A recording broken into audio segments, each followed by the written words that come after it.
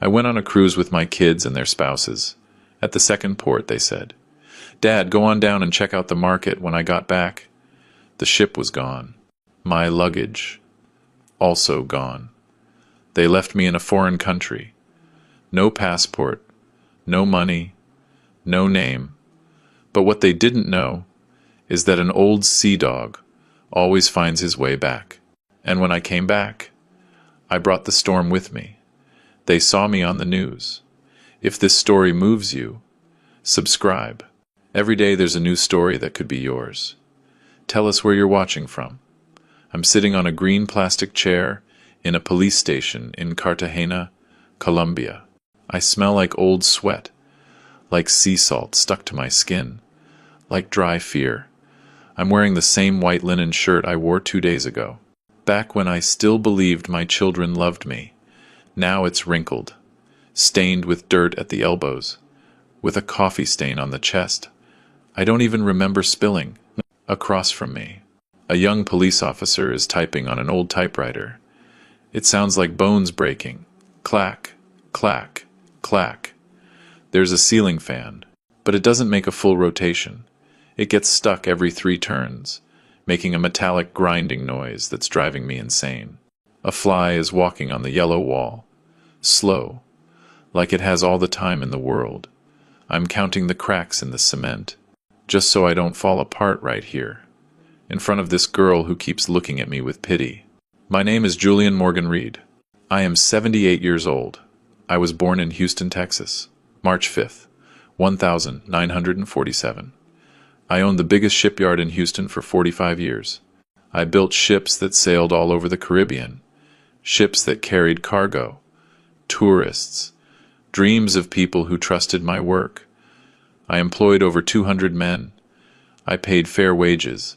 I helped entire families eat, educate their kids, have dignity.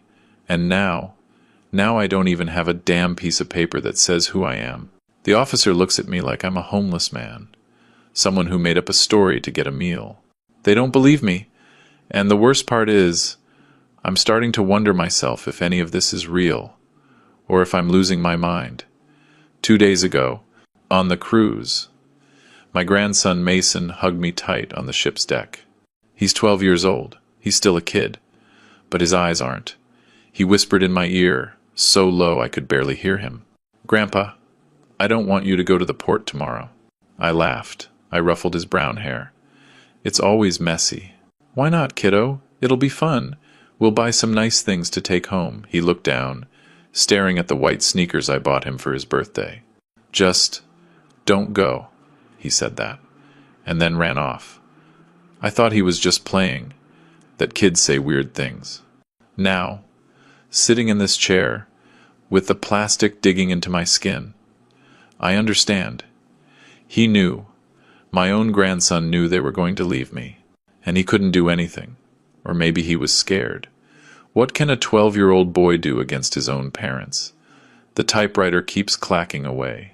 Clack, clack, clack. The fly is on the rim of my cold coffee cup now. There's a greasy film floating on the brown liquid. I haven't touched it. I can't swallow. My throat's been closed for a day. I close my eyes, and I see Sarah's face at breakfast. 2 mornings ago, when we were still on the ship, she was smiling. "Too much. Dad, it's terribly hot today, isn't it? You should come down to the port with me. It'll be good for you to stretch your legs." Grace Miller, Marcus's wife, jumped in, too quickly. "Yes, father-in-law. You should go. We'll watch your things here in the cabin. Don't worry about a thing." She has that way of talking, polite, proper, but cold as ice. I always knew Grace didn't like me, but I never thought she hated me this much. Grace insisted I leave my backpack, the black canvas bag where I kept everything, my passport, my wallet, with $1,200 in cash, my cell phone, and the documents from Josephine's will that Marcus had asked me to keep safe. "It's safer here, father-in-law. Why carry all that in the heat? You'll be walking in the sun. Better to travel light." And I, like an idiot, I agreed. I left the backpack on the bed in his cabin. I only took my Panama hat and $50 in my pants pocket. $50 that I spent on souvenirs Sarah picked out. Souvenirs that are now lost in some market in Cartagena. Now I get it. She knew exactly what she was doing. It wasn't improvised. It was precise, calculated, planned like you plan a murder, because this was a murder. Even if I'm still breathing, the station door creaks open. A woman walks in, older, maybe in her late 60s, short gray hair, big sunglasses that she takes off as she enters, the black canvas bag where I kept everything, my passport, my wallet with $1,200 in cash, my cell phone, and the documents from Josephine's will that Marcus had asked me to keep safe. It's safer here, father-in-law. Why carry all that in the heat? You'll be walking in the sun. Better to travel light. And I, like an idiot. I agreed. I left the backpack on the bed in his cabin. I only took my Panama hat and $50 in my pants pocket, which had been beating like a broken drum for 2 days. Suddenly leaps. Someone saw me. Someone knows I'm not crazy. Someone knows this really happened. Elena looks at me, and in her eyes, I see something I haven't seen in days. True compassion. Not pity. Compassion. There's a difference. Pity makes you feel small. Compassion makes you feel human again. Sir, I was shopping in the same market. I saw when your daughter went to the bathroom and didn't come back. I saw when you started looking for her, asking everyone. I saw when you ran towards the port. She takes out her cell phone, Paran, an iPhone with a pink case, and shows something to the officer. I can't see the screen from here, but I see the officer's face change. Her eyebrows knit together, her mouth tightens. This is serious, the officer says. Elena nods. Very serious. This man was intentionally abandoned by his own family, and someone has to do something about it. The officer looks at me differently now, not with pity for a vagrant, but with respect for a victim. Mr. Reed, we are going to file a full report. We will contact the American Embassy. This is not going to be ignored. I nod, but I still can't speak. I have a lump in my throat the size of a fist. Elena sits in the plastic chair next to me. She smells like vanilla perfume. It's the first pleasant smell I've registered in 2 days. You are not alone, she tells me softly. I'm going to stay right here until this is resolved. I want to thank her, but if I open my mouth, I know I'll cry. And I've already cried too much. 78 years old, and I've cried more in these 2 days than in my entire life. So I just nod and watch the fly, which is now on the edge of the window. The officer asks, Mr. Reed, do you have any way to contact your family? And that's when reality hits me again. Like a cold wave. I don't have their numbers memorized. I always called from my cell phone, and my cell phone is on the ship. Elena steps in. Officer, can we search for the cruise line's name online? Maybe there's a way to contact the company. The officer nods and starts searching on an old computer. It takes forever to load each page. I look at the clock on the wall. It's 3 in the afternoon. It's been 48 hours since I got off that ship. 48 hours that I know nothing about my children. 48 hours that they know perfectly well where I am, and they've done nothing. Nothing. Absolutely nothing. Elena takes out her phone again. Mr. Julian, would you allow me to post your story on my social media? I have about 8,000 followers. It's not much, but maybe someone can help. I look at her, not really understanding what social media is. Josephine and I were never into that. We had Facebook, but we never used it. Do whatever you think is necessary, I tell her. My voice sounds hoarse, like it isn't mine. Elena starts typing on her phone. Her fingers fly across the screen. I'm going to post the photos, and I'm going to tell them what I saw. People need to know what they did to you. I nod. Part of me is ashamed. Ashamed that the whole world will know my own children threw me away like trash. But another part of me, the part that still has dignity, wants everyone to know. Wants justice. Wants them to pay. The officer looks up from the computer. I found the cruise. It's called the Star of the Caribbean. It left Cartagena 48 hours ago. It's stopping in Panama, And then it returns to Houston in 5 days. 5 days. 5 more days of this nightmare. 5 days where they'll be eating, drinking, dancing on that damn ship. While I'm here, in this plastic chair, with nothing, the officer continues. I am sending an official communique to the ship's captain. They are obligated to respond. Elena touches my arm gently. It's going to be okay. I promise you. And right then, at that moment, I understood that, maybe, just maybe, I wasn't as alone as I thought. Maybe the sea had taken my children, but it had given me an angel with gray hair and a pink phone case. I close my eyes in this police station, and I see myself at 31, standing in front of that empty lot at the Houston port. It was 1978, the year Josephine and I got married. She wore a simple white dress. No veil, none of that. We got married at the courthouse, because we didn't have money for a big wedding. Her father, Mr. Emil Reed, owned a hardware store downtown. A serious man, big hands, few words. The day I asked for his blessing to marry his daughter, he just stared at me for what felt like an eternity. Then he said, "Julian, I don't have money to give my daughter, but I have this." He pulled out an envelope with $50,000. "They say you have a talent for building. Build something worthwhile.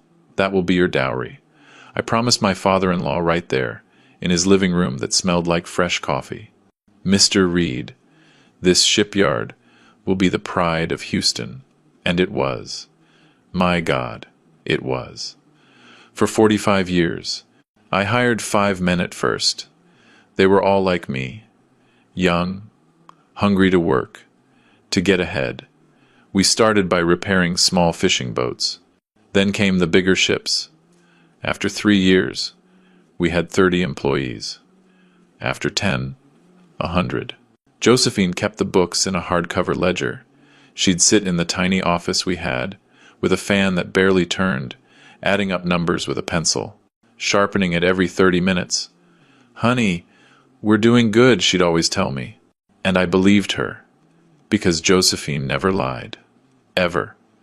Marcus was born in 1973, 5 years before I opened the shipyard. He was competitive from day one, always needing to be the best at everything. He got straight A's in school, but not because he loved learning. He just couldn't stand another kid being better than him. He played soccer, and he'd get furious if they lost. He'd blame his teammates. Never himself, Josephine would tell me. "Honey, you need to talk to him. He has to learn to lose with dignity." I'd talk to him, but Marcus would just nod and keep doing the same thing. When he turned 22, he graduated with a civil engineering degree. I was proud. I thought he'd work with me at the shipyard. But he said, "Dad, I don't want to fix old boats. I want to build modern buildings." He went to work for a construction firm in New York City. He came back. Less and less. Sarah was born 3 years after Marcus, my princess. That's what I always called her. My princess. She was the only girl. And yes, we spoiled her. Josephine would scold me. "Julian, you're spoiling her rotten." And she was right. I was. But she was so sweet when she was little. She'd hug me and say, "Daddy, when I grow up, I'm going to marry you." I'd laugh. "You can't do that, sweetheart. But you'll find someone who loves you as much as I do." Sarah grew up beautiful, smart, polite. She married an accountant at 24. A good man, or so I thought. They had 2 daughters, but they divorced after 8 years. Sarah came back home with her girls. Josephine and I took care of them for 2 years, until she met her second husband. She never paid me back the $40,000 I lent her for the divorce. But it didn't matter. She was my daughter, my princess. Ryan, the youngest, was born when I was 34. He was a difficult baby, cried a lot, slept little. Josephine was up with him every night. I worked late at the shipyard, and I'd get home when they were already asleep. Ryan grew up quiet, shy, always hiding behind his siblings. He got bullied in school. Fatty, they called him. Ryan wasn't fat. He was stocky, strong. But kids are cruel. He started eating more, as a defense. And yeah, he gained weight. At 16, he started drinking. We'd find bottles hidden in his room. Josephine would cry. What did we do wrong? I didn't know how to answer. Ryan never finished college. He worked at the shipyard with me for 5 years, but he was always late. Always smelled like alcohol. I had to fire him. It was the hardest day of my life. Firing my own son. He didn't speak to me for a year. In 1995, something happened. I never forgot. An explosion at the shipyard. A fuel tank wasn't sealed properly. 3 men were injured. One of them, Hector Ramirez, was near death. He was from Colombia. He'd come to the U.S. looking for work. He left his family in Cartagena, promising to send them money every month. Hector was 28, with a 5-year-old son. The explosion burned 40% of his body. The doctors said he wouldn't make it. I paid for everything. The private hospital, the surgeries, the skin grafts, the rehab. It cost me over $200,000. The shipyard's insurance didn't cover all of it. It didn't matter. Hector was my responsibility. Josephine sold her gold earrings, the only ones she had, to help pay. When Hector got out of the hospital, 5 months later, he hugged me, crying, Hector told me, his voice still rough from the smoke. Mr. Julian, you saved my life. My family will be eternally grateful. If you ever need anything, anything at all, my family will be there. I swear it on my life. I patted him on the shoulder. You don't have to swear anything, Hector. Just get well and keep working. And he did. Hector Ramirez worked at my shipyard for 20 more years, until he retired and went back to Colombia. We'd email sometimes. He'd send me pictures of his son, Michael, as he grew up. Then the emails became less frequent. Life goes on. Promises are forgotten. Or so I thought. I never imagined that promise, made by a burned man in a hospital bed, would be what saved me 30 years later. But I learned that later. Much later. In 2020, I had a stroke. Well, that's what the doctor called it. A mild stroke, he said. I was in the shipyard office, looking over some blueprints, when suddenly I couldn't move my left arm. My mouth drooped. One of my workers saw me and called an ambulance. I spent 3 days in the hospital. Josephine never left my side. The doctors said I was lucky. It could have been worse. But they warned me, Mr. Julian, you have to cut back on the stress. You need to rest. You're 73 years old. Marcus came down from New York. He sat at the foot of my bed. Dad, it's time. Let go of the shipyard. You've done enough. Rest. I didn't want to. The shipyard was my life. But Josephine took my hand and said softly, Honey, I want you to rest, too. I want us to be together, without all this worry. And I gave in. For her, I gave in. I sold the shipyard in 2020. I got a good price, $3 million. It was a lot of money. Josephine and I were going to travel, see the places we'd always dreamed of. But Josephine got sick. 6 months later, pancreatic cancer. The doctors said it was aggressive. 3 months, they gave her. She lived for 8. She fought every single day. I was with her until the last second. She died in our bed, in the house where we lived for 42 years, holding my hand. Her last words were, Honey, take care of the will. Promise me you'll only open it when it's time. I didn't understand why she said that. But I promised her. I promise, my love. Rest. She closed her eyes. It was January 5th, 2021, just after New Year's. Josephine always said that was her favorite time of year, when everything felt new. She died on her favorite day. After the funeral, my kids started with the questions. Dad, when are we opening the will? Dad, we need to know what Mom left. Dad, we have to get the legal stuff sorted out, I told them. When it's time, your mother left clear instructions. The will is to be opened 4 years after her death, in my presence and the lawyer's. Respect her wishes. Marcus would get angry. That doesn't make any sense. Why 4 years? I didn't know. Josephine never explained, but it was her wish, and I was going to respect it. The months passed, and the calls continued. Always the same questions, always the same pressure. Sarah would cry on the phone. Dad, I need to know if Mom left me anything. I have debts. The girls need things. Ryan barely called, but when he did, he was drunk. That money is ours too. Old man, it's not just yours. Old man. He called me old man, like I was a burden. 6 months ago, I overheard a conversation by accident. It was at Marcus's house. He'd invited me over for dinner. I went to the bathroom, and on my way back, I heard them in the kitchen. Marcus and Grace. Marcus. We owe $3 million, Grace said. Her voice was cold, calculating. If we don't pay in 6 months, we lose everything. The house, the cars, everything, Marcus replied. The will opens in 2 months. There will be money then. Grace said something that froze my blood. And what if something happens to the old man before then? Then we control everything. Silence.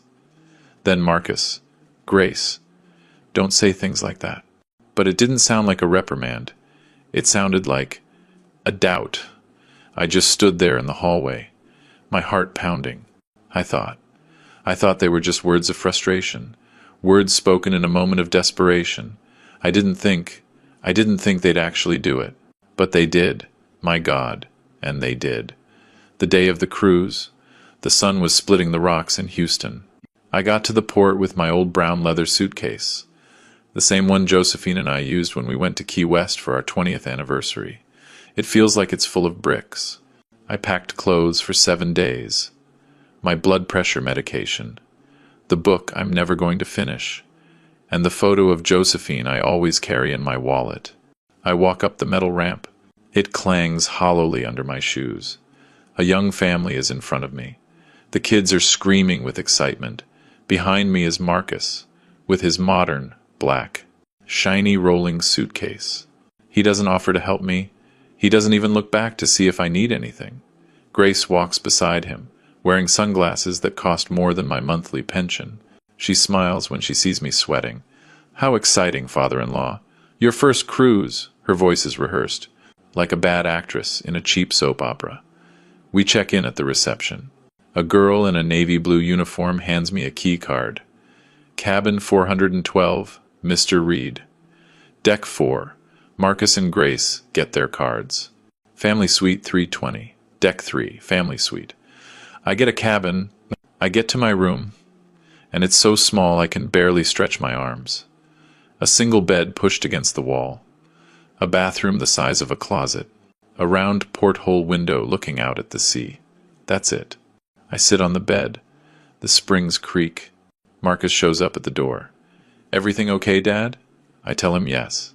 It's better this way, Dad. Quieter for you. We make a lot of noise with Mason. I nod. It makes sense. Or, I tell myself it makes sense. But something in my chest feels heavy. Josephine would have told me, Honey, this isn't right. A family travels together. But Josephine isn't here to tell me anything. The first night, there's a formal dinner in the main dining hall. It's huge, with crystal chandeliers and waiters in white gloves. I've never been in a place like this. I put on my good white shirt, the one I wear to weddings, and my navy blue blazer. It's 20 years old, but it still looks decent. I get to the table, and they're all already seated.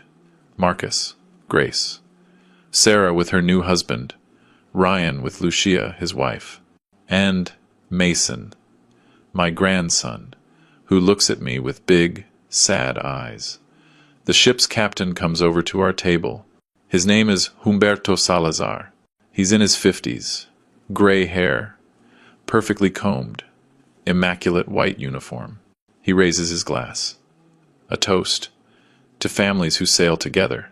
Everyone raises their glass. I raise mine. I look at Marcus. He avoids my gaze. He's staring at his glass. Ryan is already on his third beer. His eyes are glassy. Sarah won't stop looking at her phone, typing something.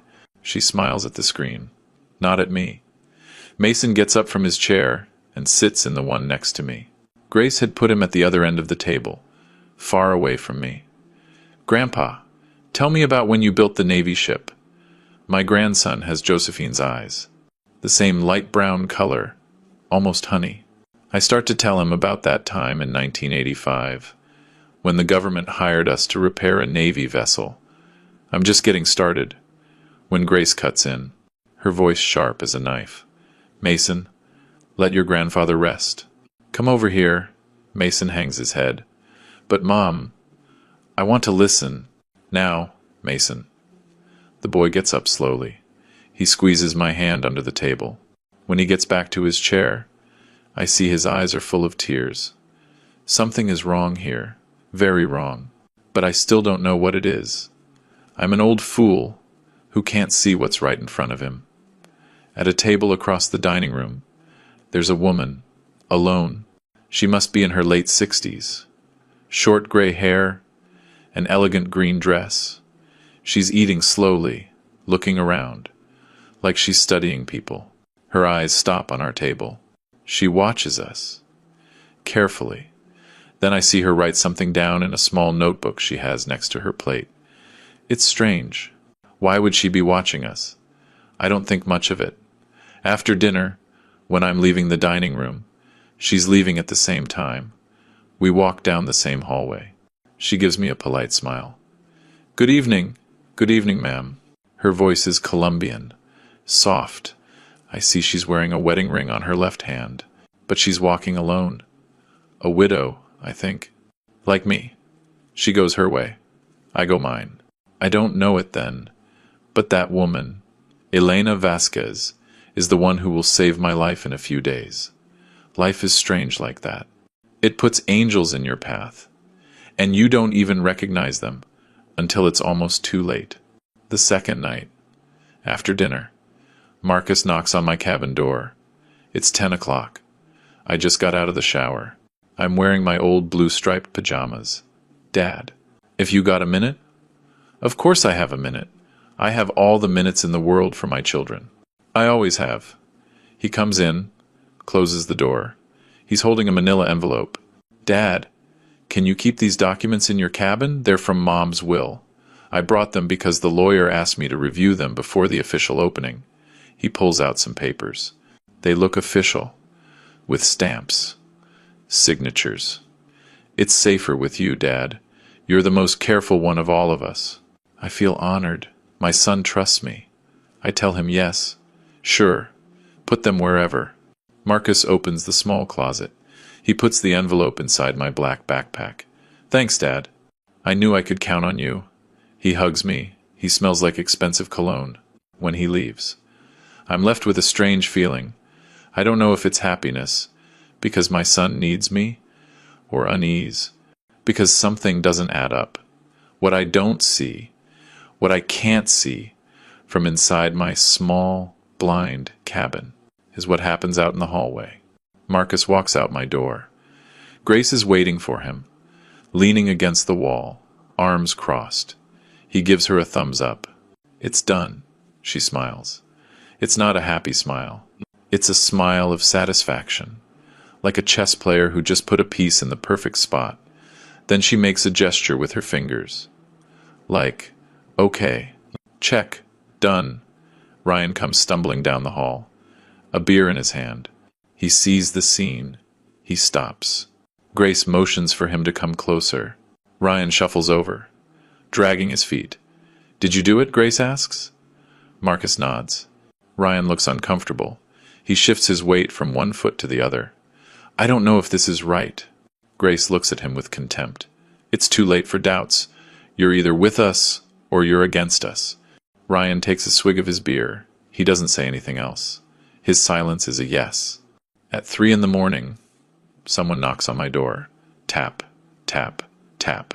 Soft, like they don't want to wake anyone else. I get up, confused, half asleep. I open it. It's Mason. He's wearing his superhero pajamas. He's barefoot. His eyes are red from crying. Mason? What happened, kiddo? He throws himself into my arms, trembling like a leaf in a storm. Grandpa! I heard Mom and Dad talking. They're going to do something bad. I don't know what, but I heard Mom say your name, and she said something about Cartagena, and Dad said they couldn't back out now. My heart starts to beat faster. What else did they say? I don't know, Grandpa. They scared me. Mom sounded. She sounded like when she's mad, but pretending she's not, and Dad just kept saying yes to everything. I stroke his hair. It's damp with sweat. The kid is terrified, but old fool that I am, I don't understand the gravity of what he's telling me. I think it's adult stuff. Money problems. Maybe their marriage. I sit Mason on my bed. I wipe his tears with the sleeve of my pajamas. It's okay, kiddo. It's just adult stuff. Sometimes parents have difficult conversations, but everything's going to be all right. He looks at me with those Josephine eyes, so much like hers it makes my chest ache. Promise, my grandpa? I promise. A lie. It's a lie. I don't know it yet, but it's a lie that will haunt me for the rest of my life. I give him a glass of water. I walk him back to his suite. I knock on the door. Grace opens it. She's wearing a red silk robe.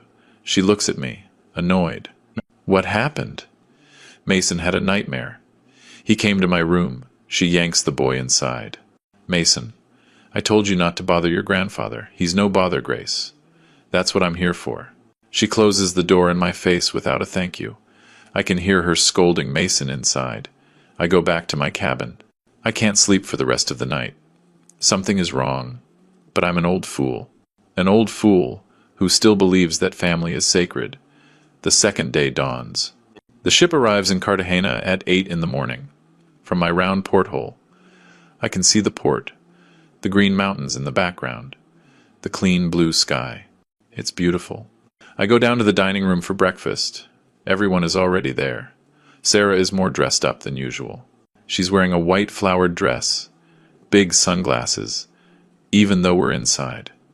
I sit down. I order coffee and toast. The air is tense, like before a storm. Sarah takes a sip of her orange juice, wipes her lips with a napkin. Dad, it's really hot in Cartagena today, isn't it? They say it's going to be like 93 degrees. I nod. Yes, it's hot. She smiles. Too much. You should come down to the artisan market with me. Come with me. It'll be good for you to stretch your legs. I want to buy some nice things for Mom. For Mom, she said. For Mom. Josephine has been gone for 4 years, and Sarah says she wants to buy things for her. It's a low blow. She knows I can't deny her anything when she mentions her mother. My chest tightens when Sarah says, "For Mom." That phrase disarms me. It leaves me defenseless. Josephine adored handmade crafts. The colors. The things made by hand. Whenever we traveled, we'd come back with bags full of embroidered tablecloths, clay figures, things we never needed, but that she loved to have. To remember we were here, she'd say. I look at Sarah.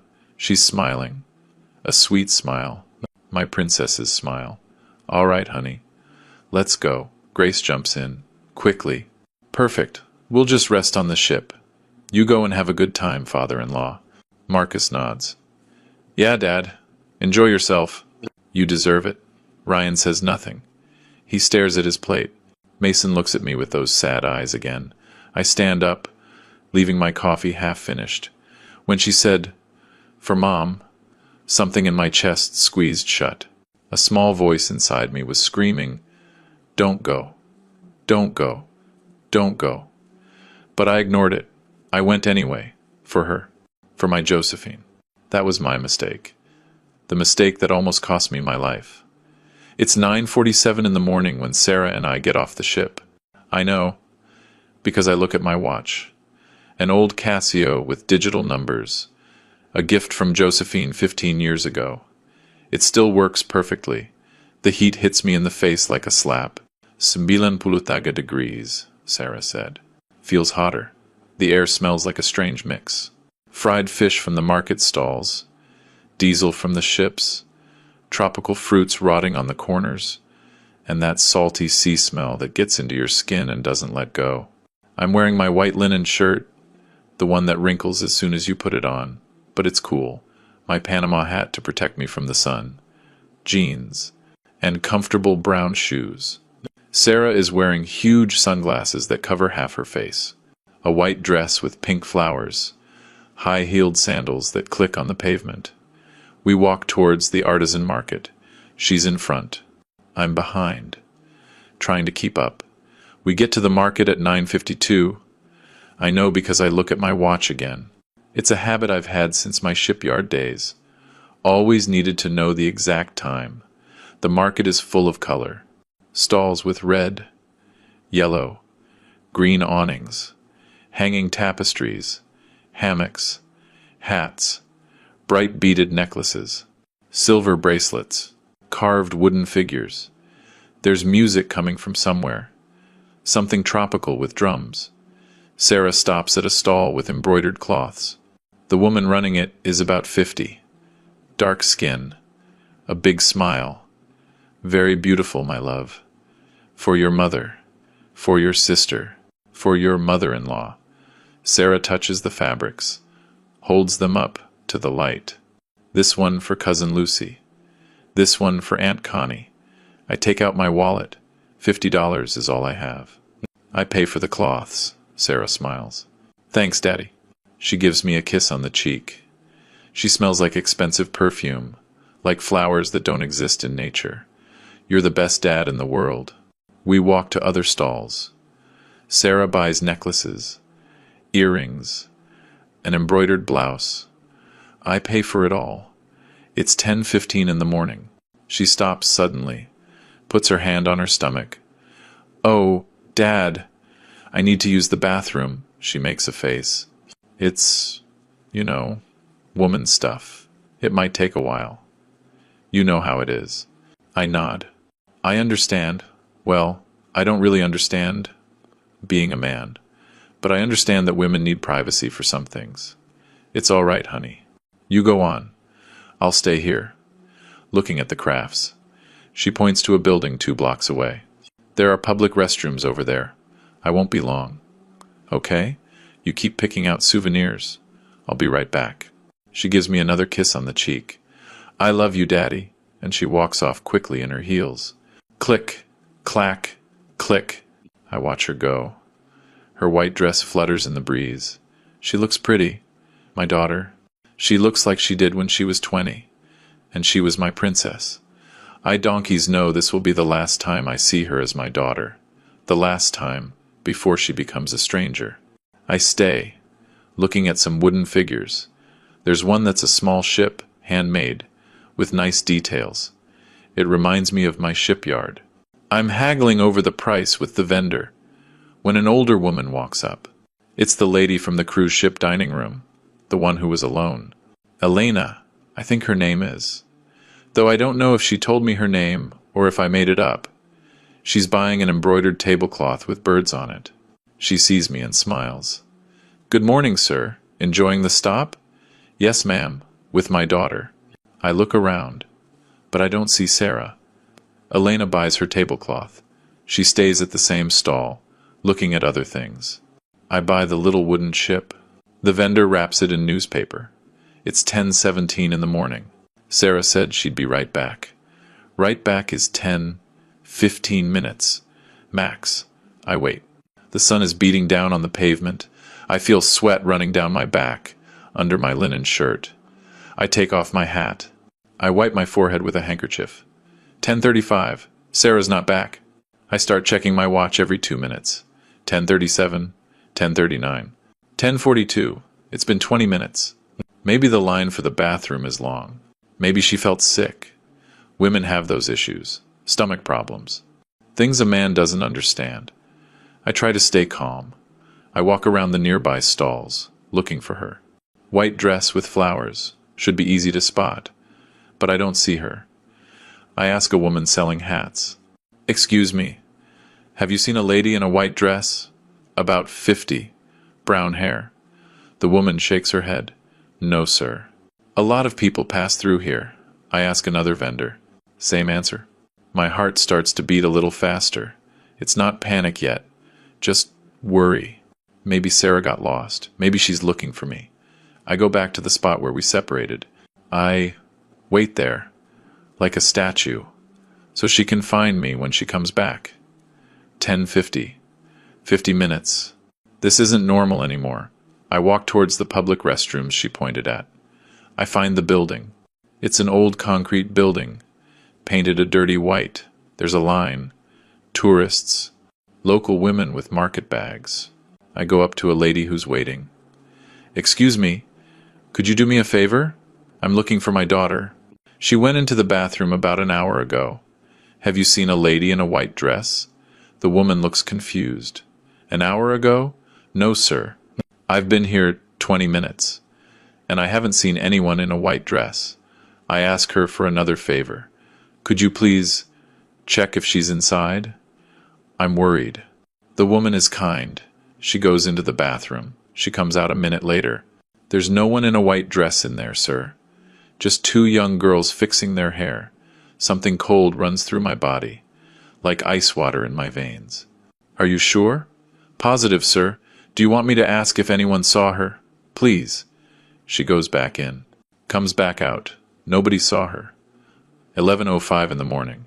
The first real wave of panic hits me. My daughter has disappeared. She's in a city she doesn't know. In a foreign country. What if something happened to her? What if someone took her?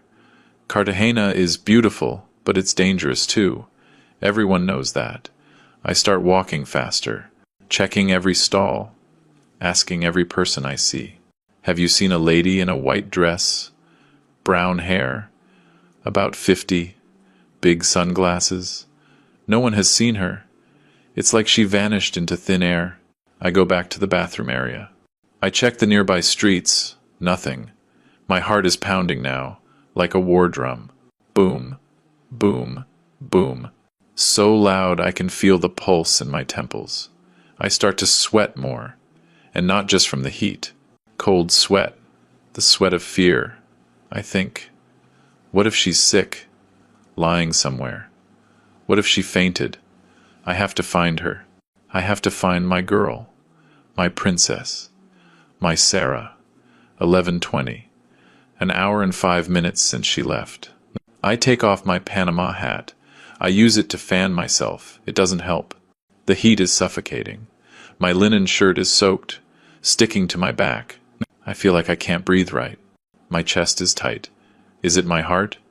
Am I going to have another stroke? No, I can't. Not now. I have to find Sarah. I take a deep breath. Once, twice, 3 times. I force myself to calm down. Think logically. What if she went back to the ship? Of course. That must be it. Maybe she looked for me. I couldn't find me. I thought I had gone back to the ship. So she went back too. That makes sense.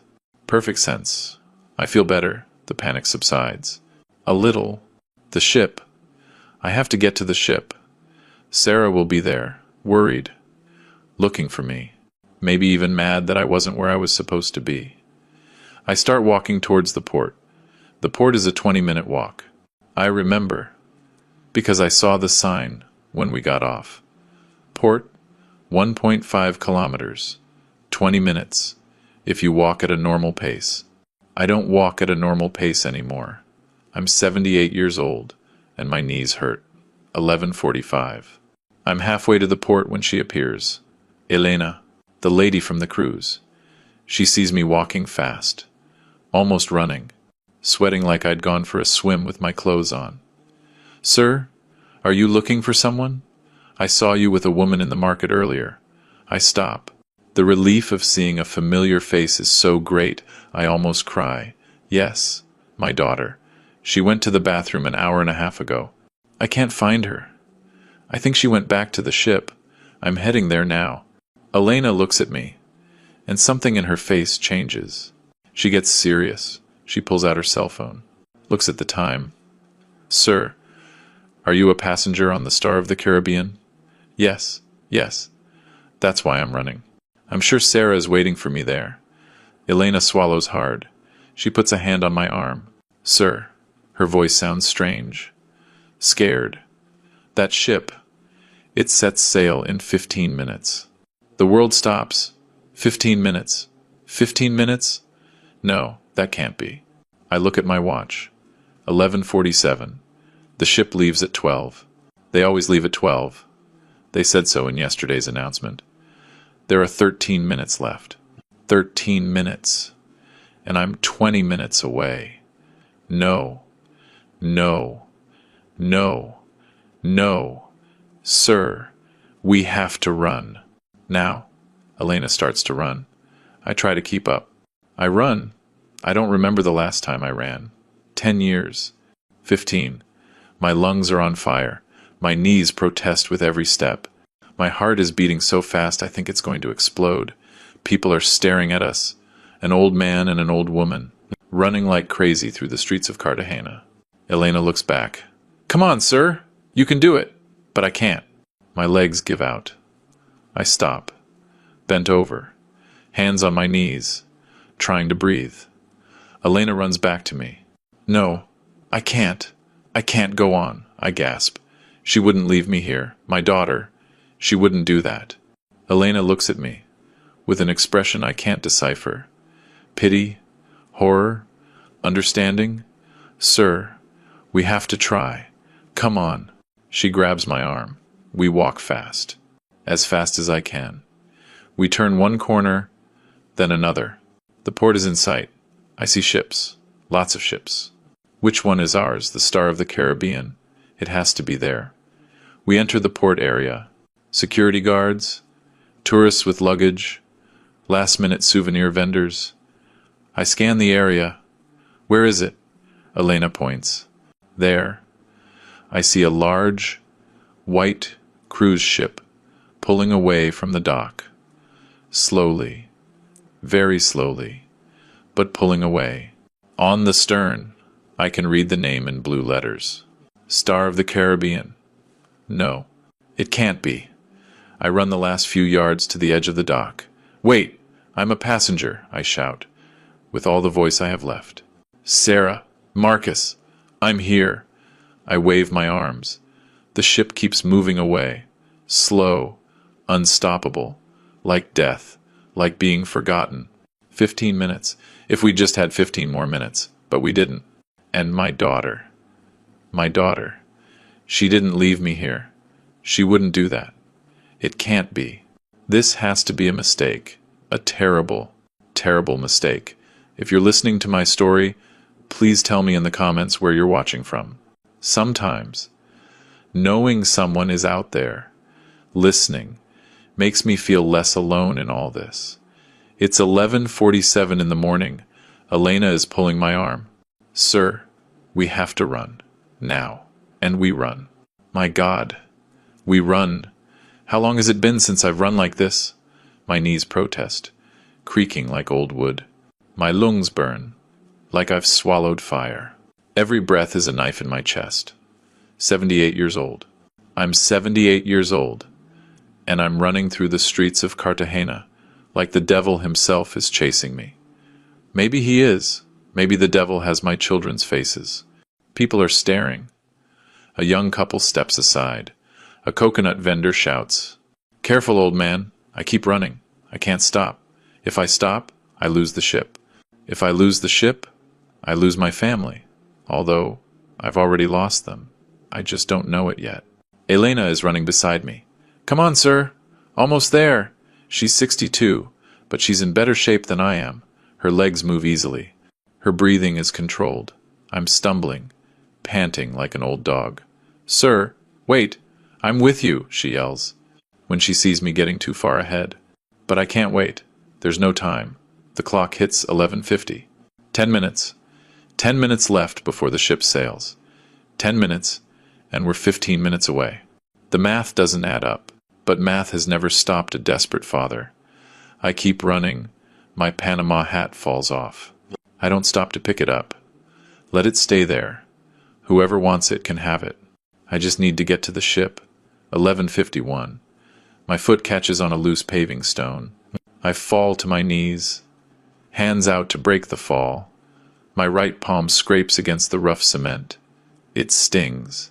I see blood. Not much, but it's blood. Elena runs up. Sir, are you okay? I get up, my knees hurt, but they work. I'm fine. Let's go. We keep going. I'm limping now. My right knee protests every time I bend it. A tall, blonde, German tourist looks at me. Concerned. He says something in his language. I don't understand. I push past him. A hat vendor yells, Grandpa, careful! You're going to kill yourself. It doesn't matter. I'd rather die running than be left here, alone, abandoned, like a dog on the side of the road. 11:53. I have to stop. I have to. My legs won't respond. I bend over, hands on my knees, trying to force air into lungs that don't want it. Everything hurts. Everything. Even my bones ache. My chest is tight. Is it a heart attack? Please, God. Not now. I can't. I can't do it. The words come out in gasps. Elena puts her hand on my back. Yes, you can, sir. Come on. We're almost there. Look. The port is right there. She points ahead. Sure enough. I see the cranes. The masts of the ships. We're close. Very close. I take 3 deep breaths. I force myself to stand up straight. My body is screaming no.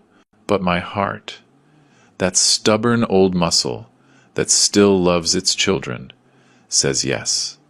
We keep walking. Fast. I can't run anymore, but I walk as fast as I can. 11:58.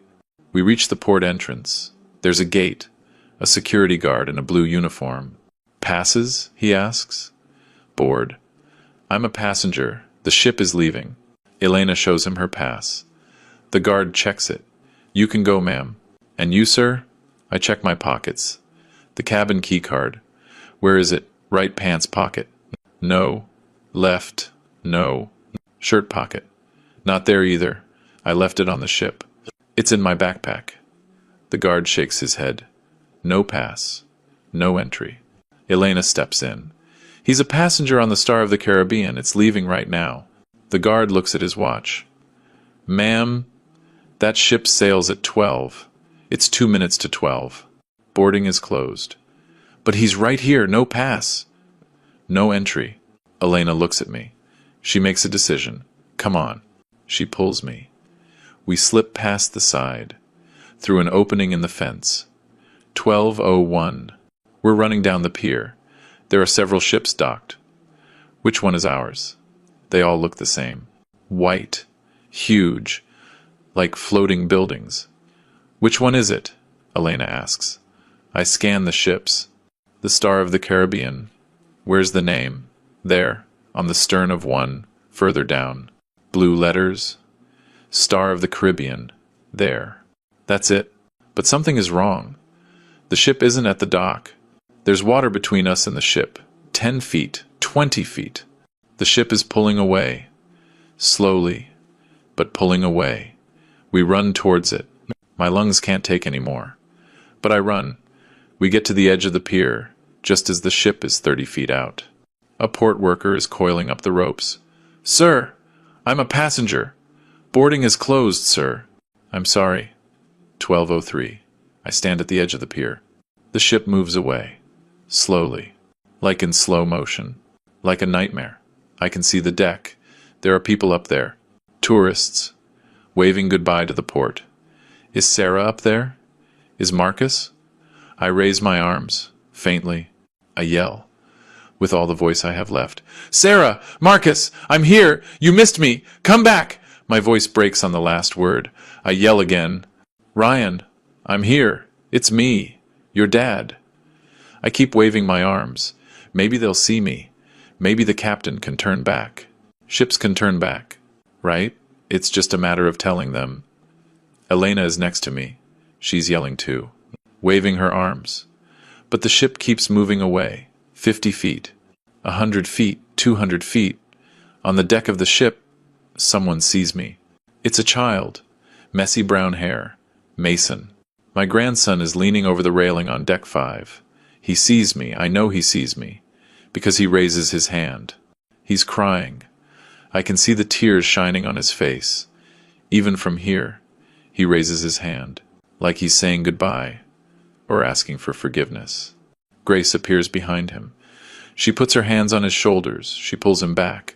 I see her say something to him. I can't hear what, but I know she's saying, "Don't look," or "Get inside," or "It's not your fault." Mason disappears inside. Grace stays there for one more second. She looks right at me. Our eyes meet across the 200 feet of salt water. She doesn't raise her hand. She doesn't make a gesture. She just looks at me. Then she turns around and goes inside. Just like that. Like it was nothing. Somewhere on that ship, on the bridge, Captain Humberto Salazar is standing at the controls. He has binoculars in his hand. He's looking at the pier, at me. He sees me. I know he sees me. I see his hand move towards the radio. His hand is shaking. It stops. Someone says something to him. It's a younger officer, pointing at a screen. The captain lowers his hand, puts the binoculars away. He gives an order. The ship speeds up, just a little. It's not moving slowly anymore. Now it's moving with purpose, with intent. The captain saw me. The captain knows. But he does nothing. He doesn't give the order to turn back. He doesn't send a boat. He does nothing. Absolutely nothing. And I understand this wasn't a misunderstanding. This was a decision. My legs won't hold me anymore. I collapse. I fall to my knees on the hot concrete of the pier. Elena tries to catch me, but I'm too heavy. I fall anyway. My knees hit hard. I don't feel the pain. All I feel is a huge, empty hole in my chest. Like someone ripped my heart out with their bare hands. The ship is 300 feet away now. 500. It gets smaller. A white speck against the blue of the sea. It's gone, sir. It's gone. Elena kneels beside me. She holds me. She smells like vanilla perfume and sweat. She's crying. A stranger is crying for me. I can't cry yet. I'm in shock. It's like my brain can't process what just happened. My family. My family just left me in a foreign country with no documents, no money, no nothing. Then I remember my cell phone. I can call them. I can explain that I didn't make it to the ship. They'll understand. They'll talk to the captain. They'll fix this. I put my hand in my right pants pocket. Empty. Left pocket. Empty. Back pockets. Empty. I check for my wallet. It's not there either. But I had my wallet. I had the $50 left over. I check my shirt pocket. Nothing. Everything is in my backpack. In the cabin. On the ship that's sailing away. My passport. My money. My cell phone. My ID. Everything. All I have are the pants and the shirt I'm wearing, and the dried blood on my right hand, and an old woman on the ground, crying with me. And right there, with the taste of bile in my mouth, and my heart shattered into a million pieces, I understood. She just looks at me. Then she turns around and goes inside. Just like that. Like it was nothing.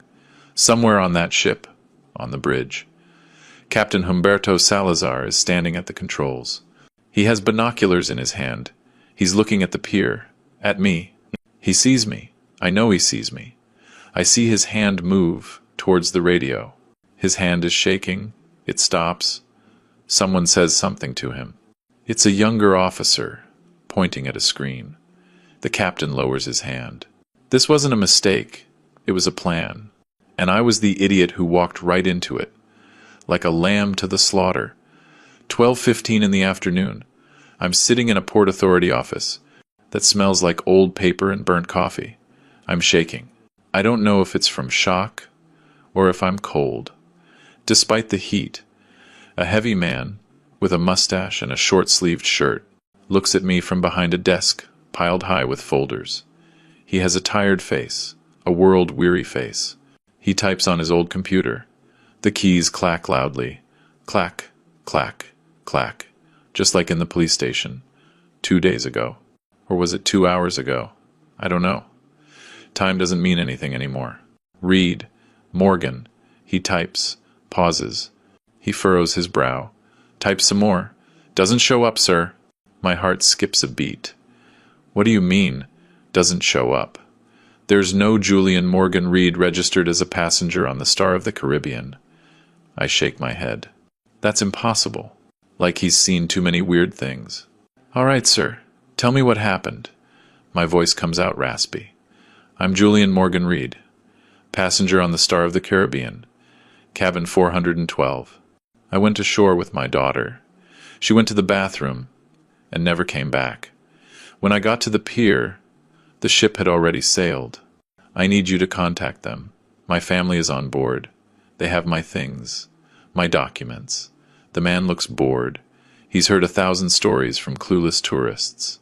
Marcus Reed is traveling with his wife, Grace Reed, and his son, Mason Reed. 3 passengers, no one else. The words hit me like stones. 3 passengers. I'm the 4th. Or, I should be. That can't be right. I was traveling with them. We ate meals together. I slept 2 nights on that ship. The bureaucrat looks at me with an expression that says he's heard this all before. Sir, maybe you were in a different cabin. Did you check your key card? Silence. A heavy silence that crushes my chest. What about me? My voice sounds small, like a lost child's. Where am I in the system? The man checks the screen again. He scrolls. Up, down. You are not registered, sir. I'm sorry. Not registered. The words echo in my head. I'm not registered. As if I never existed. As if the 2 nights I spent in that tiny, damn cabin were a dream. As if the dinners with my children were all in my head. Elena puts her hand on top of mine on the desk. That can't be. There has to be a system error. These old computers, they fail sometimes. The bureaucrat looks offended. The computer is working perfectly, ma'am, Elena insists. I saw him. I saw this man on the ship. We had breakfast at tables near each other. I saw him with his children. The bureaucrat shrugs. Then maybe he was a passenger in a different cabin and got confused. My blood boils. I am not confused. I slept in 412. My backpack is in there. My passport. My cell phone. Everything. Do you have any proof of payment? A receipt? A confirmation email? I think, of course. The receipt. Yes. I paid for part of the trip. My children invited me, but I insisted on paying my share. I transferred $5,000 to my son, Marcus, a month ago, to cover my ticket and expenses. The bureaucrat raises his eyebrows. Do you have proof of that transfer? I instinctively reach for my pocket. Then I remember. Empty. Everything is empty. It's on my cell phone. The confirmation was a text. I saved it. But my cell phone is on the ship, in my backpack, in the cabin you're now telling me isn't mine. The bureaucrat closes his eyes for a moment, as if praying for patience. Sir, without documents, without proof of payment, without any registration in the system, there is nothing I can legally do. You are not a passenger on that ship. I feel sick. A wave rises from my stomach to my throat. I stand up, stumbling. I look for a bathroom. There isn't one. I see a trash can in the corner. I vomit into it. Water and bile. I haven't eaten anything since breakfast. Elena holds me. She wipes my mouth with a tissue from her purse. It's okay, sir. It's okay. I sit back down in the chair. I'm shaking harder now. Elena turns to the bureaucrat. Please, can you show me the full passenger list? Maybe there's a mistake in the cabin number. Maybe he's registered in another room. The man sighs. But he agrees. He prints out a sheet of paper. It's 3 pages long. Elena scans it. Her eyes move over every name. She runs her finger down the list. I watch her, hopeful. She's going to find me. She has to find me. Page 1, nothing. Page 2, nothing. Page 3, nothing. Elena looks up. Her eyes are full of horror. He's not here. I grab the papers from her. I read them myself. I look for Reed. There's Marcus, Grace, Mason. But Julian? There is no Julian. I read it again, and again, and again, as if staring at it longer will magically make my name appear. The bureaucrat clears his throat. Sir, according to this system, you were never on that ship. Never. I was never there. The words don't make sense, but at the same time, they make all the sense in the world. They erased me. My own son erased me from the registry. When? How? How long had he been planning this? I think about the day he invited me. Dad, let's go on a cruise. All of us, together. I think about how he insisted he would take care of everything. Don't you worry about a thing, Dad. I'll make the reservation. You just pack your bag. I think about the $5,000 transfer I made. Money I now have no proof I ever sent. Money that disappeared. Just like me. Elena grabs my arm. Let's go outside, sir. You need some air. I stumble out. The sun blinds me. There's a concrete bench outside the office. I sit down. Elena sits next to me. There's a trash can nearby. I lean over. And I'm sick again. Puribile. Bitter. Like my life right now. Elena rubs my back. There. It's okay. I can't be okay. I'm shaking. Like I have a fever. They erased me. My voice is broken. My own children. They erased me from the system. Like I don't exist. Like I was never even there. Elena doesn't say anything. What can she say? There are no words for this. There is no comfort for this kind of betrayal. I wipe my mouth on the back of my hand. It's on my cell phone. The confirmation was a text. I saved it. But my cell phone is on the ship. In my backpack. In the cabin you're now telling me isn't mine. The bureaucrat closes his eyes for a moment, as if praying for patience. Sir, without documents, without proof of payment, without any registration in the system, there is nothing I can legally do.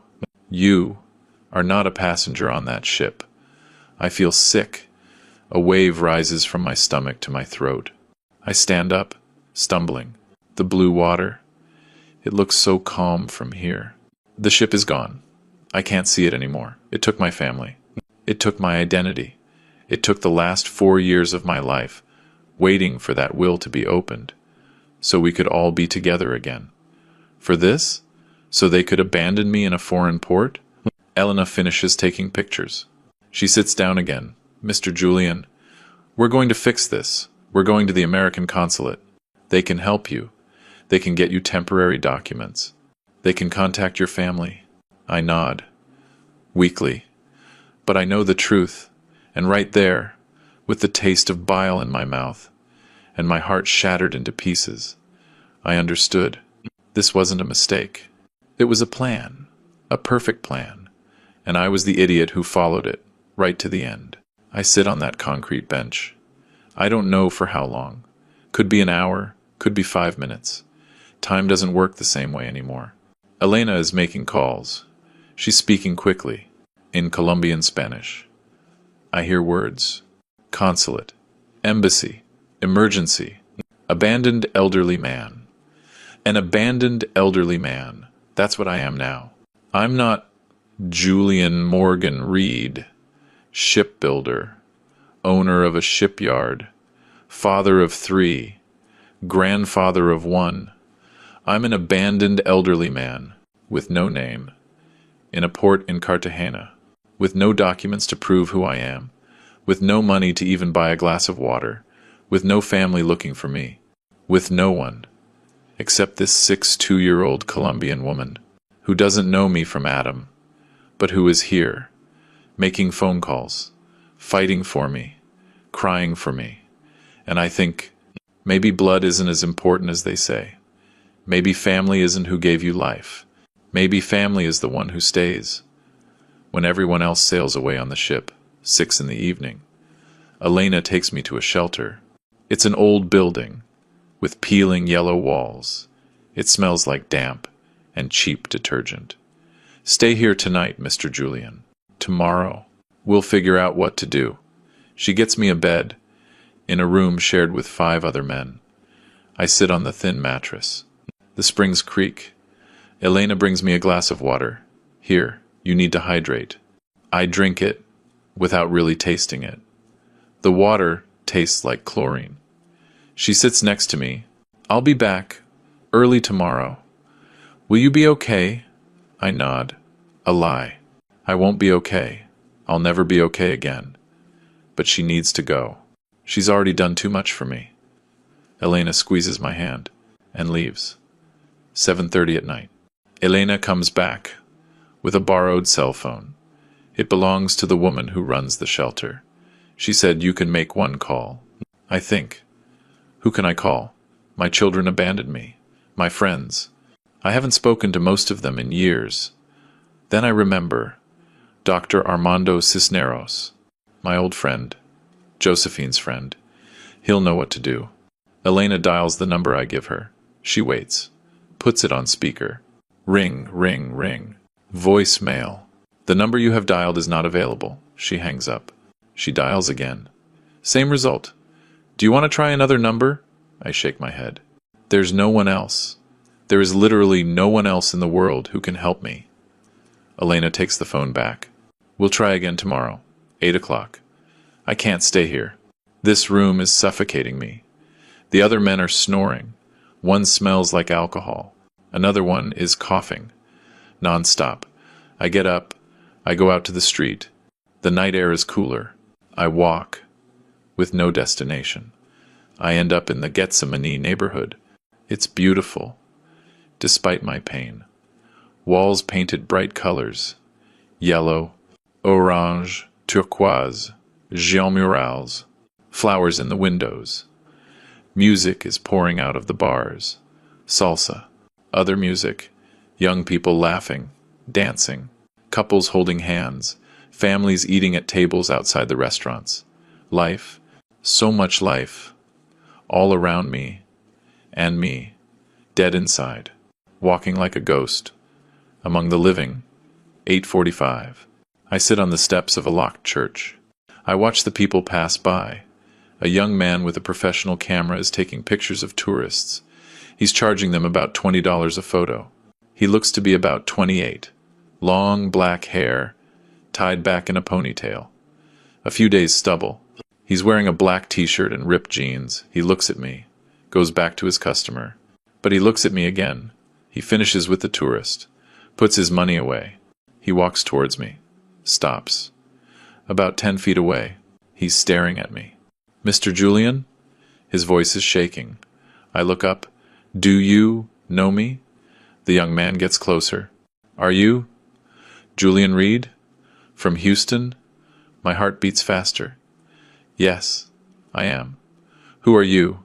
The young man kneels in front of me. His eyes are full of tears.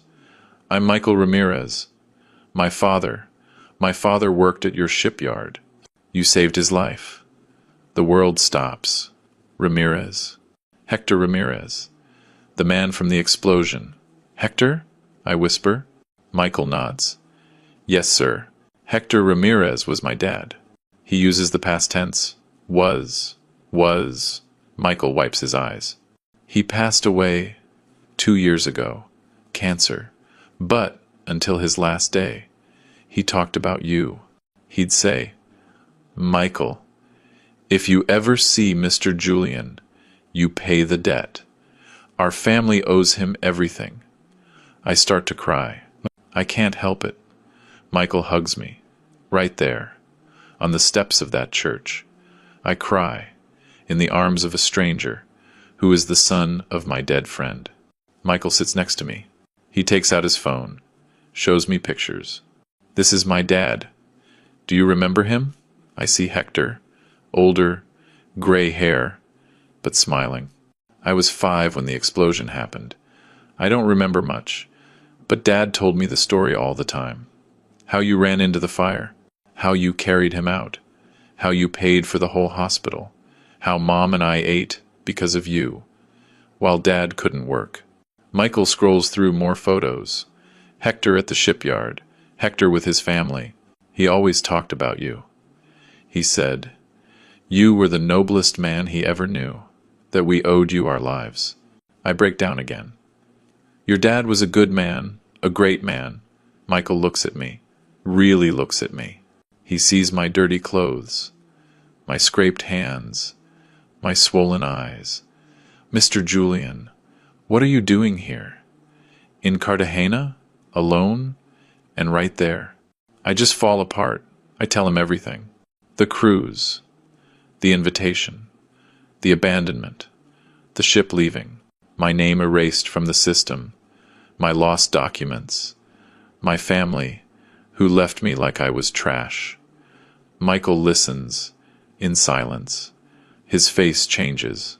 First confusion, then shock, then rage, a rage so strong.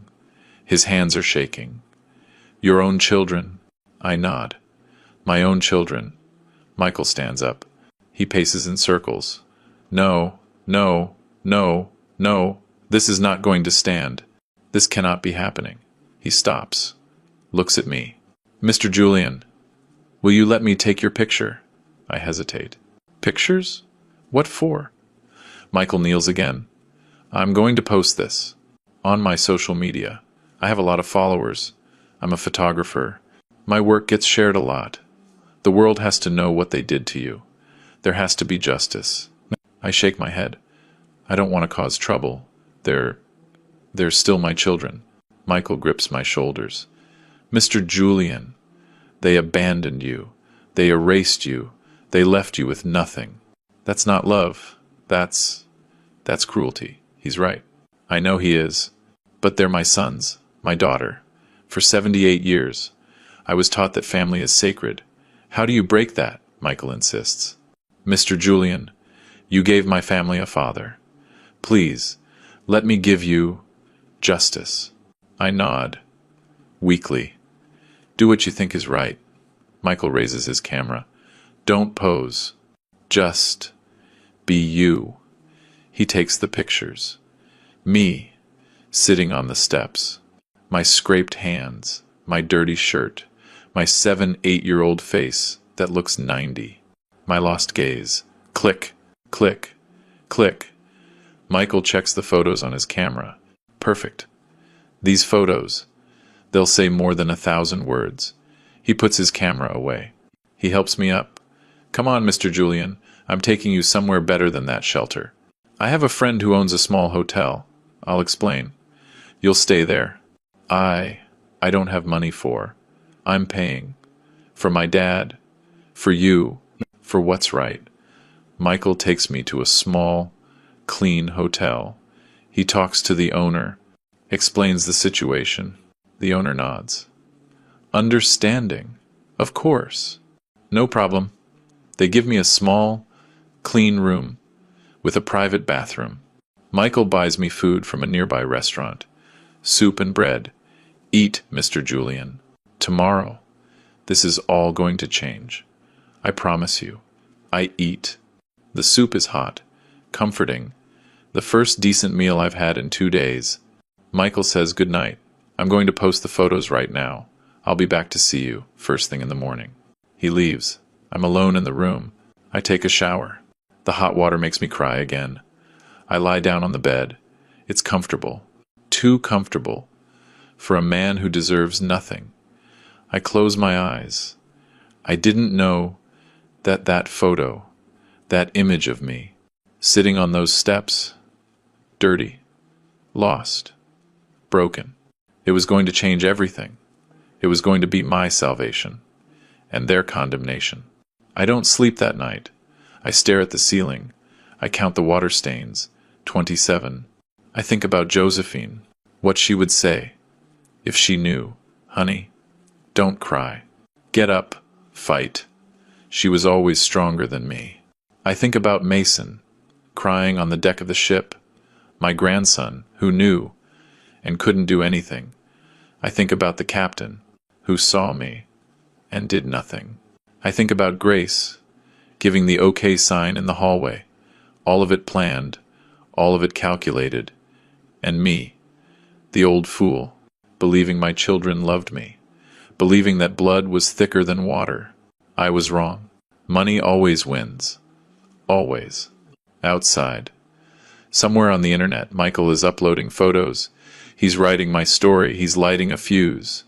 that's about to blow up in my children's faces. Day 2. 8 in the morning. I wake up to a knock on the door. It's Michael. He has coffee and pastries. Mr. Julian, you have to see this. He takes out his phone. He shows me the picture of me on the steps. There's a long caption. I read it. This man's name is Julian Reed. Yesterday. His children abandoned him in Cartagena. He is 78 years old. He built ships his entire life. He saved my father. And now, he's alone. No documents.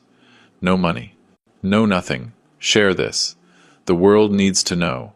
Justice for Julian. I look at the numbers underneath. 3,000 shares. 1,000 comments. I posted it 6 hours ago, Michael says. This is just the beginning. 10 in the morning, Michael comes back. Mr. Julian. Look, the number now says 50,000 shares. 50,000. I don't understand what that means. Michael explains. 50,000 people have shared your story. There are comments from the US, Colombia, Argentina, Spain. They are all furious. He shows me some comments. How could they do that to their own father? My children are my life. I don't understand these people. May they rot in hell. Where are they? Name them. Michael smiles. I haven't named them yet, but if they don't respond, I will. I don't know how to feel. Relieved, ashamed, vengeful, all of it at once. Noon. Elena runs into the hotel. Julian, you're on the news. She's holding a Colombian newspaper. Front page. My picture. The headline. Cruise ship scandal.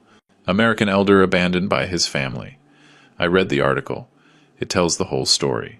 The abandonment. The system, with no record of my name. Elena, as the witness. Michael, as the photographer who exposed it. The article ends. Colombian and American authorities are investigating. The Star of the Caribbean cruise line has not issued a statement. Elena hugs me. You're not alone anymore. The whole country is with you. I look at the picture in the paper. I look so old, so tired, so broken, but not invisible anymore. Now, the world sees me. 2 in the afternoon. A TV crew arrives at the hotel. A local news affiliate. They want to interview Elena. She agrees. They put makeup on her. Quickly. Set up lights. A camera. Can you tell us exactly what you saw? Elena takes a deep breath. I saw everything. I saw when the daughter, supposedly, went to the bathroom. I saw when Mr. Reed looked for her. Desperate. I saw when we ran to the port. The daughter knew what she was doing. This was premeditated, planned, cruel. She shows them the pictures on her phone. The reporter films them. Why do you think they did it? Elena looks at me. Money. It's always about money. The interview airs on the evening news. 5 million people see it. 3 in the afternoon. On the ship, Marcus is in his suite. His phone is vibrating. A notification. Another. 50 notifications. He opens it. He sees the photo. He reads the caption. All the color drains from his face. Grace. We have a problem. Grace is in the bathroom, putting on makeup. What problem? She comes out. She sees the phone. Shit. She reads it. Quickly. She sees the numbers. 500,000 shares. Now. How did they find out? Marcus is shaking. I don't know. Someone saw him. Someone took pictures.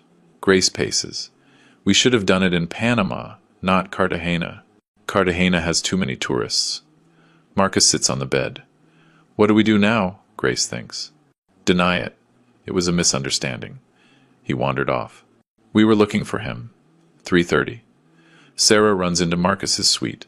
Did you see this? She has her phone in her hand. Tears in her eyes. Not tears of sadness. Tears of panic. This can't be happening.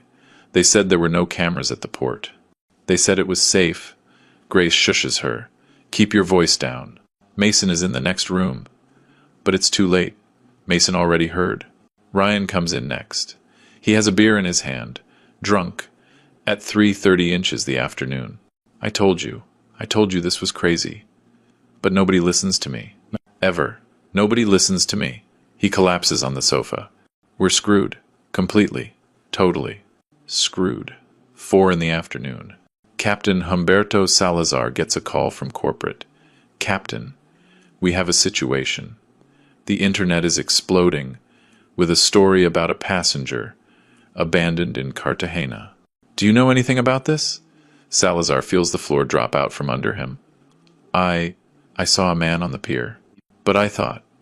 You thought what? That it would just resolve itself? Captain, the press is going to be waiting when you dock in Houston. And so is the Coast Guard. Be prepared. They hang up. Salazar sits down. His hands are shaking. He should have stopped the ship. He should have sent a boat. But Marcus had given him $500 to look the other way. $500 that were now going to cost him his career, his honor, everything. 5 in the afternoon. Salazar goes to cabin 412. He knocks. Marcus opens the door. Captain, what can I do for you? Salazar walks in, without an invitation. Mr. Reed, I need to talk to you about your father. Marcus tries to play innocent. My father? What about him? Don't play dumb. The whole world knows what you did. You abandoned him. Marcus switches tactics. He takes out his wallet. Captain, we can fix this. I can pay you more. Much more. Salazar looks at him with disgust. Not anymore. Put your money away. There's no fixing this. He storms out. In the hallway, he passes Mason. The boy's eyes are red. He's clutching his cell phone. $50 that I spent on souvenirs Sarah picked out. Souvenirs that are now lost in some market in Cartagena. Now I get it. She knew exactly what she was doing. It wasn't improvised. It was precise, calculated, planned like you plan a murder, because this was a murder. Even if I'm still breathing. The station door creaks open. A woman walks in. Older, maybe in her late 60s. Short gray hair, big sunglasses that she takes off as she enters, asking if they were sure, and he said nothing. He did nothing. He just gave that warning, that night. Don't go to the port. But it wasn't enough. It was never enough. Now his grandpa is alone in Colombia, and the whole world knows. His family abandoned him. Mason hugs the phone. I'm going to see you soon, Grandpa. I promise. Meanwhile, at the American consulate in Cartagena, a woman in uniform walks in. Lieutenant Monica Aguirre, Maritime Police. She's 46. Short black hair. A serious face. Where is Mr. Reed? The receptionist points. Monica walks over to me. She holds out her hand. Mr. Julian, I'm Lieutenant Monica Aguirre. I flew in from Bogota. We're going to get you back home to the U.S., and we're going to make sure your children answer for what they did. I stand up. Answer? Yes, sir. Elder abandonment, fraud. Possibly more. This is not going to be dropped. My voice shakes. But they're my children. Monica looks at me, with eyes that understand. I know, sir, and I'm sorry. But the law is the law. I sit back down. Monica sits across from me. Mr. Julian, I lost my father 3 years ago. He was abandoned, too, in a nursing home. The family promised to visit. They never came. He died alone. So, when I saw your story, I had to come. I had to help. She has tears in her eyes. This tough woman, in a uniform, with a gun on her hip, has tears. You are not going to die alone. You are not going to be forgotten. You have my word. And right there, with this uniformed woman in front of me, a 2 8-year-old photographer fighting for me, a Colombian widow defending me, I understood something. My voice. The voice my children tried to drown in the sea. The voice they thought no one would ever hear was being heard by millions, by an entire continent. And that voice was going to bring justice, even if it broke my heart in the process. Day 4, Houston International Airport. It's 2 in the afternoon when I get off the plane. Lieutenant Monica Aguirre is on my right. On my left is a young lawyer who offered to represent me for free. His name is Richard Maldonado. He's 32. He says his grandfather was also abandoned by his family. That's why I'm doing this, Mr. Julian. For my grandfather, who's gone. We walk out into the terminal, and they're there. Dozens of reporters, TV cameras, flashes, blinking me, microphones, stretching towards me like snakes. Mr. Julian, over here, Mr. Julian. One question. Monica holds up her hand. A brief statement, nothing more. A reporter from a local station yells the loudest. Mr. Julian, how does it feel to be back home? I take a deep breath. I look at the cameras. I feel like my wife has been avenged. The words land like a bomb. The reporters are silent for 1 second. Then they explode with more questions. What do you mean by that? Did your wife know something? But Monica is already moving me out of there. We walk fast towards the exit. Outside, there are more people, not press, regular people, with signs, justice for Julian, elders deserve respect. We're with you, Mr. Julian. An older woman comes up, crying, my son abandoned me too. Mr. Julian, thank you for speaking, for all of us. She hugs me. She smells like soap and tears. I don't know what to say. I just pat her on the back. We get into an official SUV. Monica drives. We're going straight to the port. The ship docks at 4. I look at the clock. 2 hours. In 2 hours, I see my children. I don't know if I'm ready. I'll never be ready. 4 in the afternoon. The port of Houston, the Star of the Caribbean, is docking. It's huge from here. White, imposing, like a monster, returning after swallowing my life. There's more press, more police, a crowd of onlookers. The ship finishes docking. They lower the ramp. The first passengers start to come off. Happy tourists, tanned, with bags full of souvenirs. Then I see them. Marcus comes out first, gray suit, sunglasses that don't hide his pale face. Grace is behind him, a scarf over her head, huge sunglasses, trying to hide. Sarah comes next. No makeup, hair pulled back. She looks 10 years older. Ryan closes the line. He's staring at the ground. The 4 of them walk down the ramp. They see the crowd, the cameras, the police. They stop. Marcus looks to where I'm standing. Our eyes meet. He wants to say something, but he can't, because Mason comes running off the ship. My grandson sees me. He yells, "Grandpa!" He runs down the ramp. Grace tries to grab him. "Mason, no! Stay here!" But the boy is fast. He dodges her hand. He runs towards me. Marcus yells, "Mason, get back here!" He doesn't go back. He reaches me. He throws himself into my arms. He's heavier than I remember. He almost knocks me over. But I hold him. I hold him tight. He smells like kids' shampoo and tears. "I'm sorry, Grandpa. I'm sorry. I'm sorry. I'm sorry." He's sobbing into my shoulder. His whole little body is shaking. I knew, I heard them. And I didn't do anything. I couldn't do anything. I stroke his hair. It's soft. Like when he was a baby. It's not your fault, kiddo. It was never your fault. The cameras are filming us. The flashes are exploding. But I don't care. I have my grandson in my arms. And that's the only thing that matters right now. The only good thing left of my family. Mason clings to me.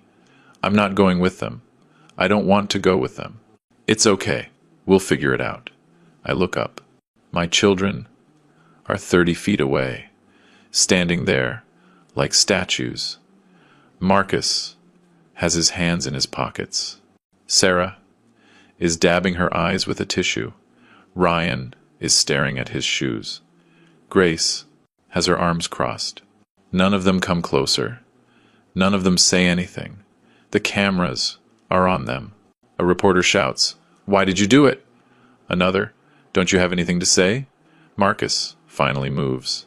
He walks towards me, slowly, like he's walking to his own execution. He stops, 6 feet away. "Dad." His voice is shaking. "Dad, I didn't. It was a misunderstanding." "We." I hold up my free hand. The other is holding Mason. "No. One word. Dry. Final. Don't say anything. I don't want to hear anything ever again." Marcus opens his mouth, closes it. His shoulders slump. Lieutenant Monica walks up to my children. "Mr. Reed, Mrs. Reed, Mr. Ryan Reed, you need to come with us to the station. There's an open investigation into elder abandonment and fraud." Sarah steps back. "Fraud? We didn't. Mr. Julian paid $5,000 for his ticket. You erased him from the system. That constitutes fraud." Monica takes out a pair of handcuffs. She doesn't use them.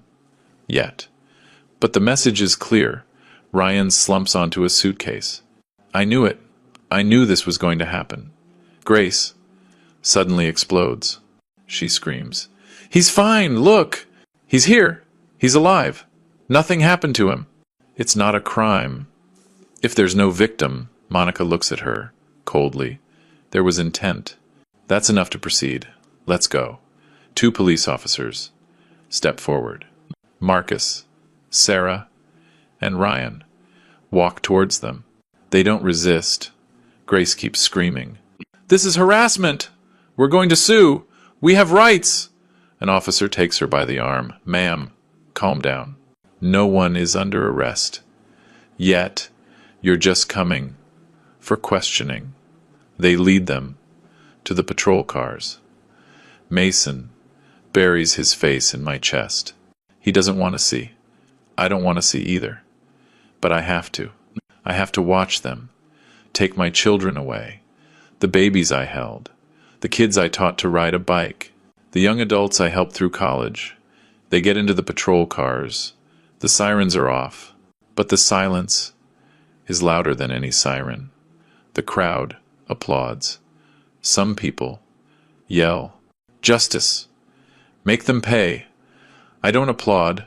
I don't yell. I just hold Mason, and I feel my heart breaking in two, because they are still my children. Even after they destroyed me, they are still my children. Suddenly, a familiar voice. "Julian!" I turn. Dr. Armando Cisneros is walking towards me. He's 81, hair completely white, a cane in his hand, but his eyes are the same, the eyes of my oldest friend. "Armando!" I hug him with one arm. The other is still holding Mason. "I tried to call you from Colombia. You didn't answer. I know, I was in the hospital. Another knee surgery. But as soon as I got out and saw the news, I came right here." He reaches into his coat pocket. He pulls out a yellowed envelope, old, sealed, with red wax. "Julian, Josephine gave this to me 4 years ago, the day before she died. My heart stops. She told me, 'Armando, if something happens to Julian, if my children do what I think they're going to do, you give him this. Only if that happens.' I thought she was delirious from the medication, but I kept it, and now," he holds the envelope out to me, "now is the time." I take the envelope. My hand is shaking. The wax is unbroken. No one has opened this in 4 years. Mason looks up. "What is it, Grandpa?" "It's a letter from your grandmother." I break the seal. I pull out a folded sheet of paper, good stationery, with Josephine's monogram in the corner, her perfect cursive handwriting. I read it in silence first. The words hit me like waves. Then I read it out loud, so everyone can hear. The cameras push in closer. My love, if you are reading this, it's because our children did what I was afraid of. I know them better than you think. I know what they are capable of. I saw how they treated me in my last months. The impatience, the questions about the money, the looks. That's why I changed the will 2 weeks before I died. Everything goes to you. The house, the savings, the investments, everything. And if anything happens to you, if they succeed in hurting you, everything goes to charity. They get nothing, not $1. Forgive them, if you can, my love. I couldn't, but you were always a better person than me. I love you. I always loved you. Take care of Mason. He is the only one who is pure. Your Josephine. I finish reading. There's complete silence. Even the reporters are quiet. I look at the paper.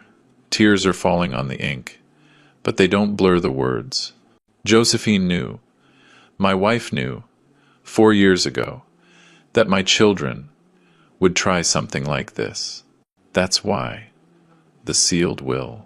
That's why the 4-year wait.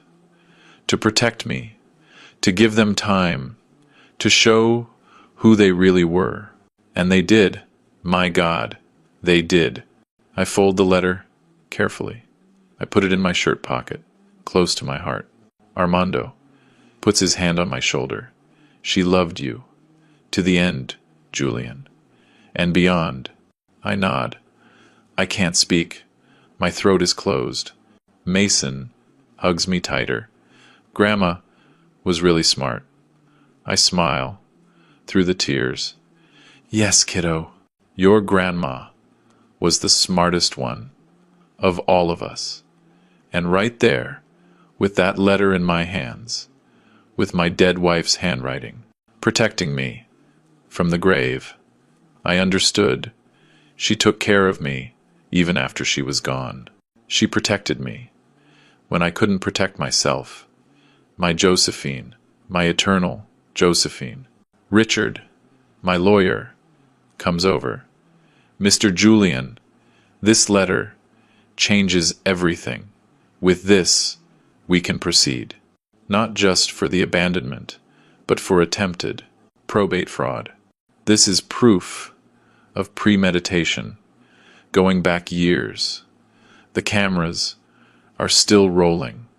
A reporter shouts, Mr. Julian, are you going to press charges against your children? I look at Mason. I look at Armando. I look at the letter in my pocket.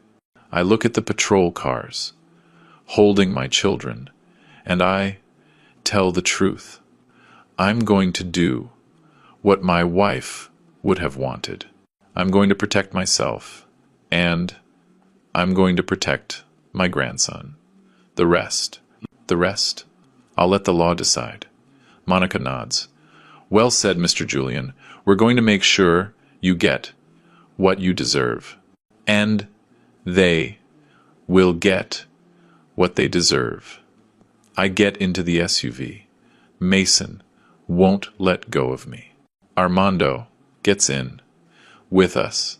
The doors close. We drive off. In the side mirror, I see the port getting smaller. I see the Star of the Caribbean. I see the crowd. I see the sea. And I think the sea took me. But it also brought me back. And now, with Josephine's blessing, from beyond, I'm going to rebuild what they tried to destroy. 3 months later, the civil courthouse in Houston. I'm sitting in the front row. Richard is next to me. Mason is with me. He took the day off school. He wanted to come. I need to see it, Grandpa. I need to see. On the other side of the courtroom are Marcus Sarah and Ryan, each with their own lawyer. They don't look at each other. Grace isn't there. She filed for divorce 2 weeks after they got back. She blamed Marcus for everything. "I told you it was a bad idea. You insisted," she screamed at him in front of everyone at the police station. She took half of what little they had left. Marcus looks 10 years older, thin, dark circles under his eyes. Sarah has her hair pulled back in a simple ponytail, no makeup, a black dress. She looks like she's at a funeral. Maybe she is. Ryan is the only one who looks at me. His eyes are red. He's been sober for 3 weeks. He's in rehab. The judge enters. We all stand. Civil case. Number 247. Reed versus Reed. Please be seated. The judge reads the verdict. After reviewing all the evidence presented, this court finds that the defendants, Marcus Reed, Sarah Reed, and Ryan Reed, acted with premeditation in the abandonment of their father in a foreign territory, while there were no grievous physical injuries or death.